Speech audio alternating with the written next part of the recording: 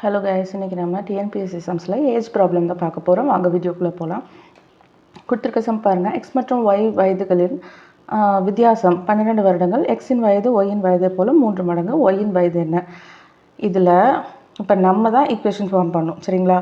Line by லைனாக வாசிங்க, அப்போ தான் உங்களால் ஈக்குவேஷன் ஃபார்ம் பண்ண முடியும். ஸோ நான் ஃபஸ்ட் எக்ஸ் மற்றும் ஒய் வயதுகளின் வித்தியாசம்னு வந்தால் நமக்கு என்ன வரணும்? மைனஸ் சைன் வரணும். So X minus Y is equal to 12, சரிங்களா? அடுத்து எக்ஸின் வயது ஒய்யின் வயதை போல் 3 மடங்கு அப்படின்னு கொடுத்துருக்காங்க. வயதை போல அப்படின்னா அப்போது X is equal to 3y, ஓகேங்களா? இந்த வேர்டிங்ஸ் மாறுபடும் போது அந்த ப்ளஸ் மைனஸ்லாம் வரும். ஸோ ஃபர்தராக வர சம்ஸில் அது வரப்போ நான் சொல்கிறேன். ஸோ 3y இதிலிருந்து நம்ம y கண்டுபிடிக்கணும். ஸோ இது என்னோட ஈக்குவேஷன் 1, ஈக்குவேஷன் 2. நல்லா கவனிங்க. ஈக்குவேஷன் 2ல் என்ன இருக்குது? X is equal to 3y.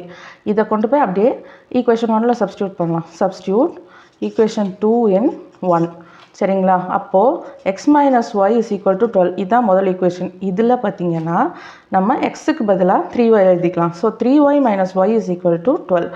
அப்போது 3y இங்கே ஒரு 1y. அப்போ 3 மைனஸ் 1 எனக்கு 2. 2y is equal to 12. So 2 1s are 2 6s are. So y is equal to 6. இதுதான் y ஓட ஏஜ்.